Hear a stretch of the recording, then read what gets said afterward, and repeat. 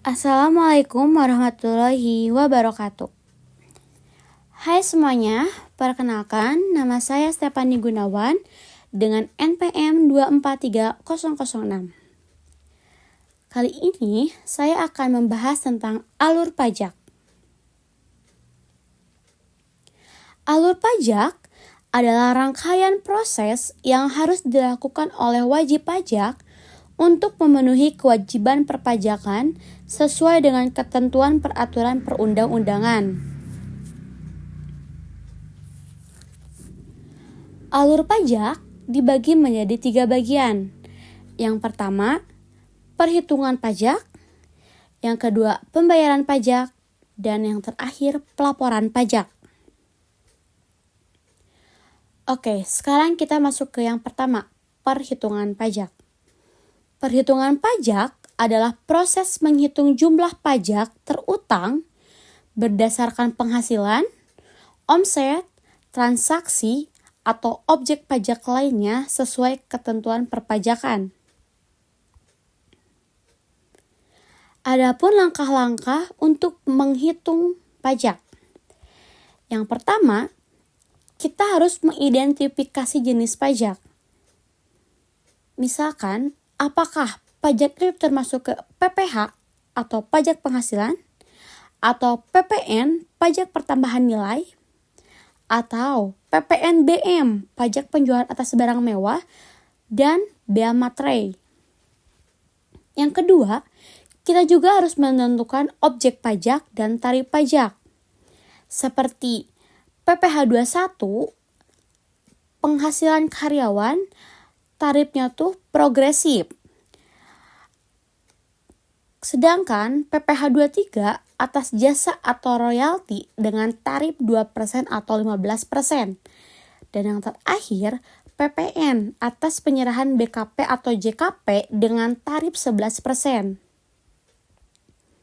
Yang ketiga, kita harus menghitung dasar pengenaan pajak atau DPP. Misalkan, penghasilan kena pajak atau PPh, penyerahan barang atau jasa atau PPN. Yang keempat, kalikan DPP dengan tarif pajak. Pajak terutang sama dengan DPP dikali tarif. Yang terakhir, kurangi kredit pajak apabila ada. Misalkan, PPh 21 karyawan sudah dipotong atau PPN masukan. Selanjutnya, yang kedua, yaitu pembayaran pajak. Pembayaran pajak adalah proses menyetorkan pajak terutang ke kas negara melalui bank persepsi atau saluran pembayaran elektronik. Adapun langkah-langkah pembayaran pajak. Yang pertama, kita bisa membuat kode billing melalui DJP online, ASP, dan bank atau pos persepsi. Yang kedua, kita juga bisa menyetorkan pajak menggunakan e-billing, lakukan pembayaran via internet banking, teller, bank, atau pos, dan terakhir bisa melakukan mobile banking. Dan yang ketiga, kita harus mendapatkan bukti pembayaran, yaitu bukti penerimaan negara atau BPN atau bukti setor pajak. Dan kita masuk ke yang terakhir, pelaporan pajak. Pelaporan pajak adalah penyampaian laporan pajak kepada DJP dalam bentuk SPT atau surat pemberitahuan.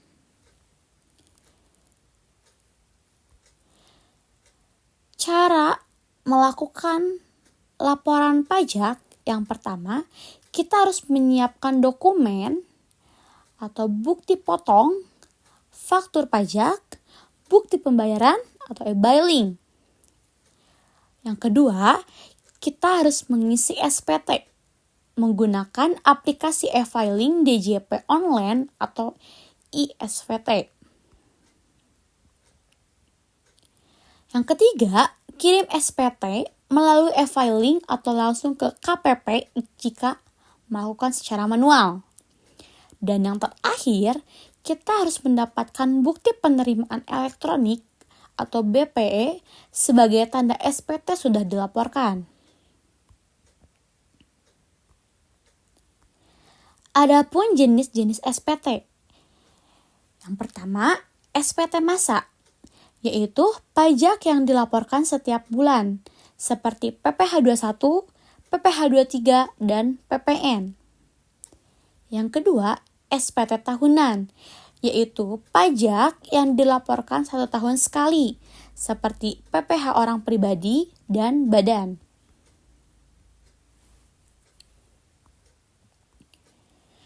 Contoh jatuh tempo,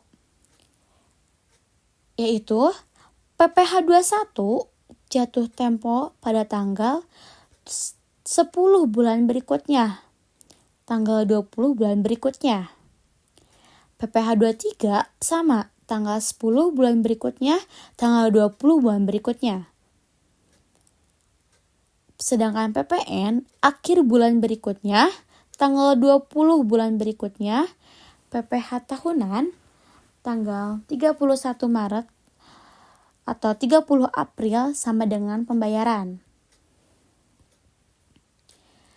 Dengan adanya alur pajak, sangat membantu untuk memastikan wajib pajak menjalankan kewajiban perpajakan secara tertib, tepat waktu, dan sesuai aturan untuk mendukung penerimaan negara. Sekian penjelasan dari saya. Mohon maaf bila ada kekurangan dan kesalahan. Wassalamualaikum warahmatullahi wabarakatuh.